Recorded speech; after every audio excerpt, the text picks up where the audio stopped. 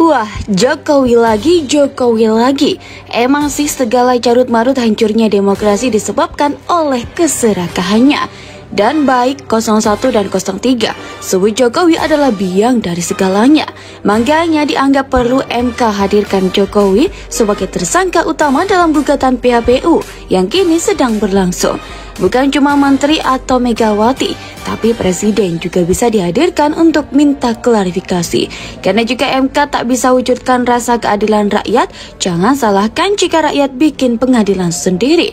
Saatnya Jokowi bertanggung jawab atas perbuatannya. Bahwa penjahat terbesar dalam kekacauan pemilu ini adalah Presiden Republik Indonesia, dan itu terbukti. Semua membuktikan bahwa Presiden terlibat cawe-cawe, bahkan Presiden sendiri mengakui bahwa dia cawe-cawe. Kalau Mahkamah Konstitusi yang memerintahkan Saudara Presiden Republik Indonesia Joko Widodo hadir, itu wajib untuk hadir. Negara ini bukan negaranya Pak Jokowi.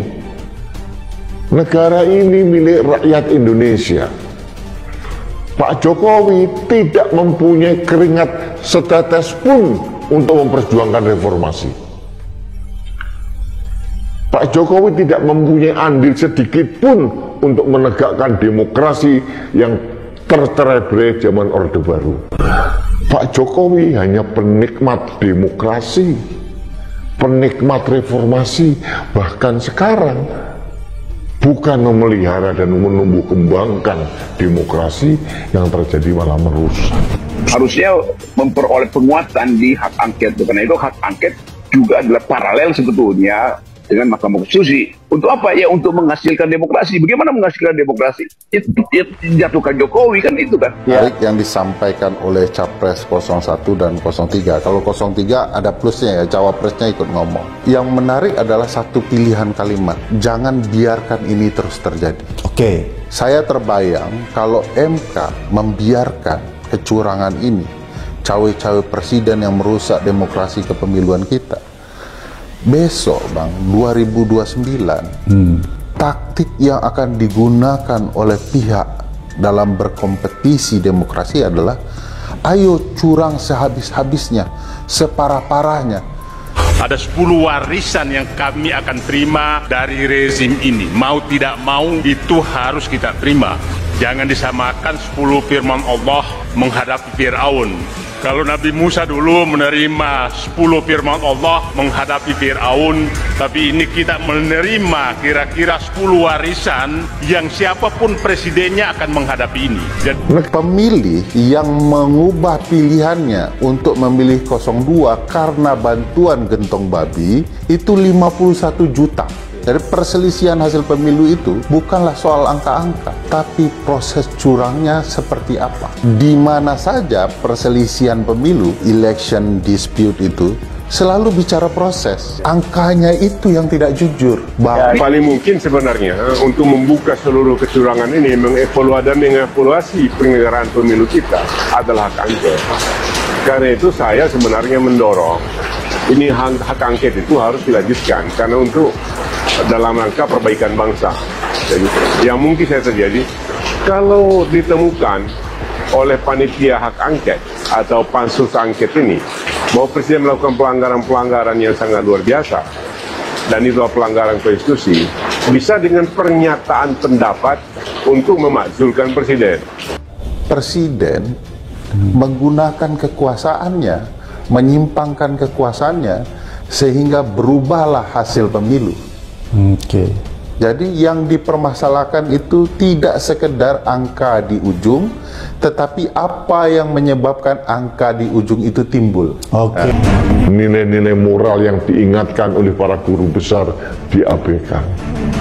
Yang membuat saya heran sampai detik ini, kok sama sekali tidak ada aroma atau aura merasa bersalah dari keluarga Pak Jokowi. Mahkamah Konstitusi tidak boleh malas. Mahkamah Konstitusi itu kan punya sifat hakimnya aktif. Jadi ya tolong dihitungkan juga, dibantu itu publik pencari keadilan untuk melihat berapa angka sesungguhnya. Sekarang ini dalam penyelenggaraan Pilpres tahun 2024 ini adalah kombinasi replikasi rezim Orde Baru yang otoriter dengan pelaksanaan politik gentong babi. Nah, kalau kita mau coba lihat dari apa yang digambarkan 03 kemarin, kunjungan presiden, kemana mereka memberikan bantuan gentong babi, itu bisa dikonversi jadi suara itu, Bang. Yang dicurangi gara-gara bantuan gentong babi. Jadi menarik, Bang, kemarin itu. Jadi kalau cuman ngitung-ngitung angka-angka, kayak nggak perlu begawan hukum, Bang. Tidak perlu pakar konstitusi, tidak perlu pakar hukum, Bang. Ngapain juga harus doktor S3-nya hanya untuk ngitung angka-angka. Oke, ini menarik nih.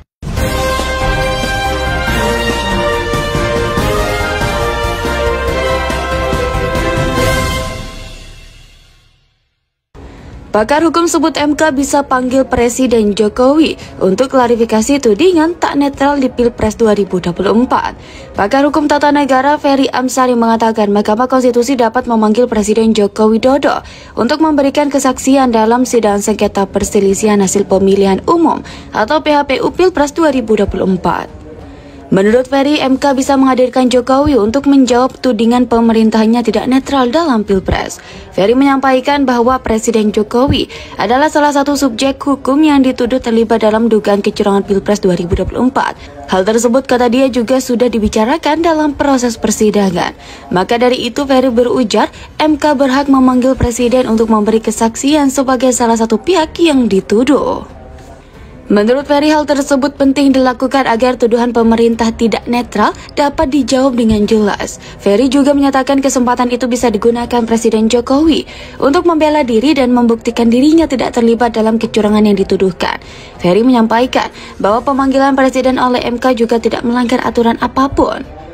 Kan setiap orang bisa dipanggil, presiden orang, setiap lembaga negara, pimpinan lembaga negara bisa dipanggil. Pimpinan lembaga negara, lembaga kepresidenan adalah presiden, ujar dosen Universitas Andalas tersebut.